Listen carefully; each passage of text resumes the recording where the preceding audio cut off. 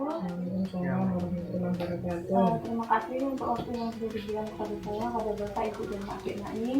Jadi sesuai dengan janji saya yang kemarin, pada hari ini saya akan memberikan sedikit pendidikan kesehatan, yaitu terkait dengan kita akan membahas tentang obesitas dan gizi seimbang. Mungkin ini ada media dari saya ini, kita bersama. Jadi yang pertama, kita di sini kan akan bahas tentang obesitas. Mungkin Bapak Ibu sama adik apa sudah kan mengerti jelas ya tentang obesitas ini bagaimana. Tapi di sini yang lebih kita tekankan karena obesitas di sini merupakan kelebihan lemak tubuh yang menumpuk dan dapat merugikan kesehatan. Nah, sebenarnya untuk menentukan obesitas di sini ada cara pengukurannya atau ada rumusnya, yaitu adalah indeks massa tubuh, di mana dengan cara mengukur berat badan dibagi dengan tinggi badan yang dikuadratkan. Nah, kemudian di sini tuh ada kategorinya yang mana bisa disebut dengan obesitas atau dengan kegemukan. Sebenarnya urutannya antara kurus, kemudian normal, kegemukan, dan obesitas. Jadi kalau dari keluarga jenengan sendiri, keluarga Bapak ini kan termasuk dalam kegemukan karena hasilnya itu yaitu sekitar 23 sampai 27, jadi belum lebih dari 27 seperti itu. Kemudian selain kita akan membahas obesitas di sini juga kita akan membahas terkait dengan gizi seimbang, di mana gizi seimbang itu merupakan makanan sehari-hari yang dikonsumsi, namun itu mengandung jumlah dan gizi yang seimbang. Kemudian bisa dibuka selanjutnya nih. Itu di sini ada bahayanya akibat dari obesitas sendiri, di mana obesitas ini dapat menyebabkan terjadinya penyakit stroke, kemudian diabetes, dan juga tekanan darah tinggi atau hipertensi gitu ya. Kemudian juga obesitas ini bisa mengakibatkan gangguan sesak nafas. Jadi karena efek lemaknya yang menumpuk di dalam tubuh itu bisa mengganggu pernafasan juga. Kemudian juga obesitas ini bisa menyebabkan terjadinya kanker, dimana kalau laki-laki itu bisa terkena kanker usus besar dan kelenjar prostat, dan kalau yang perempuan itu di kanker payudara dan juga kanker rahim. Kemudian obesitas ini juga dapat menurunkan tingkat kesuburan atau reproduksi seperti itu. Kemudian ada selanjutnya faktor yang menyebabkan obesitas sendiri itu ada pola makan dan juga pola aktivitas. Dimana pola makannya itu karena mengkonsumsi makanannya itu yang tidak seimbang atau mungkin banyak makanan manis, makanan yang berlemak, dan juga makanan yang kurang berserat. Kemudian untuk pola aktivitasnya sendiri mungkin karena kurang gerak atau aktivitasnya itu yang dikeluarkan energinya itu sedikit gitu, jadi banyak makan tapi geraknya sedikit kayak gitu gitu. Kemudian ini di sini kita membahas tentang cara mengatasi obesitas. Untuk yang pertama ada pola makan, yaitu pola makannya yang harus dijaga di Bapak sama Ibu dan adik ya. Gimana? Jadi di mana konsumsinya itu ada 4 pokok, yaitu ada 4 kelompok hidangan, yaitu ada kelompok makanan pokok seperti karbohidrat, kemudian ada lauk pauk itu yang mengandung protein, kemudian ada sayur dan buah-buahan yang untuk dikonsumsi. Kemudian untuk mengkonsumsi karbohidrat ini kayak seperti contohnya nasi, kemudian ada kentang, ada umbi-umbian gitu ya. Kemudian ada untuk yang protein, dimana protein kan ada kayak protein hewani dan nabati. Kalau hewani itu kayak ikan, ayam gitu ya. Terus kalau nabati itu kayak ada tahu atau tempe dari kedelai gitu.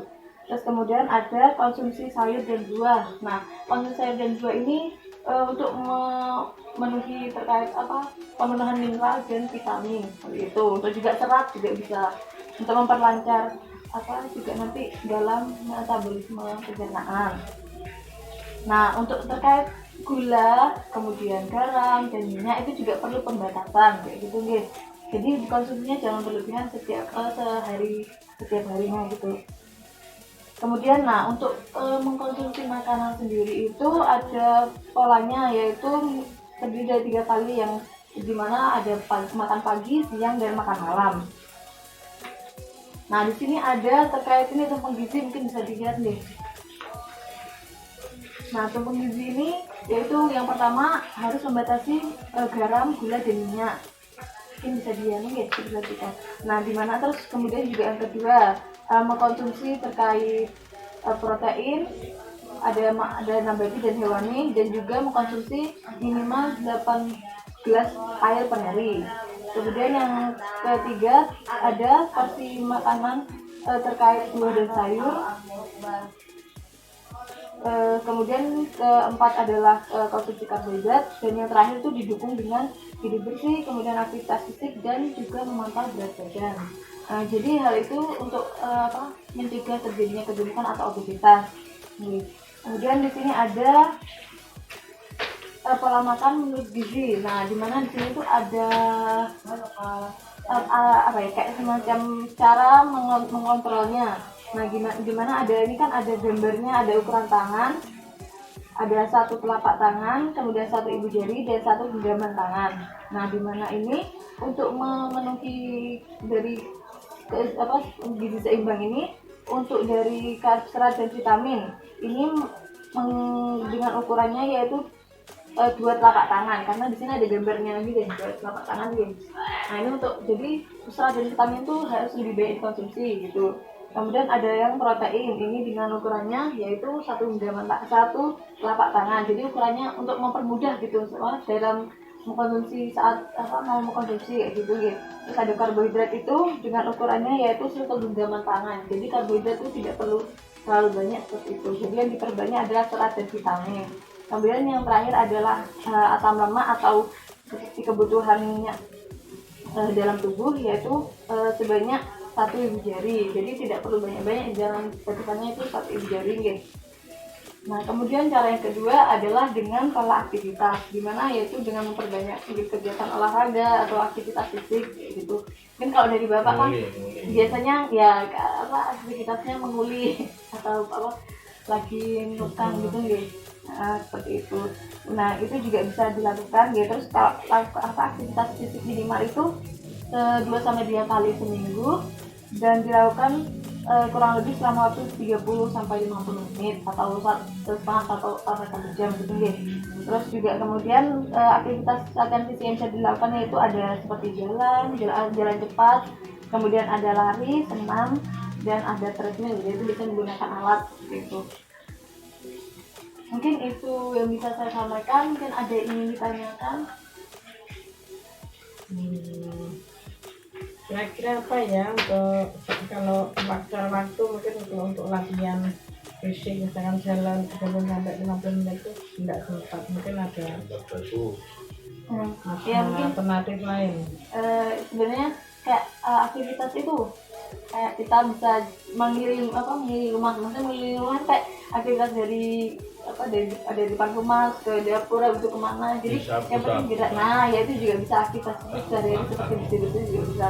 Kemudian juga kayak naik turun tangga, maksudnya itu kayak kan ada biasa, jadi kayak ada LRT untuk bergerak seperti itu. Jadi ada tetap beraktivitas kayak ya itu bersih-bersih juga bisa. Mungkin ada yang ingin ditanyakan? Kalau nggak ada yang ditanyakan, saya nyoba bertanya ya. Mungkin kita flashback lagi, mungkin ya dari yang saya sampaikan bisa disampaikan kembali kepada saya. Jadi biar saya bisa mengetahui apakah dari yang saya sampaikan jenengan semua paham gitu. Mungkin yang saya tanyakan mungkin kepada Dek Naim ya. Ini faktor dari misalnya obesitas ini bisa menyebabkan penyakit apa Dek kira-kira ini? Stroke, Gitu. terus sesak napasnya udah cepat. Ya, terus. Ya.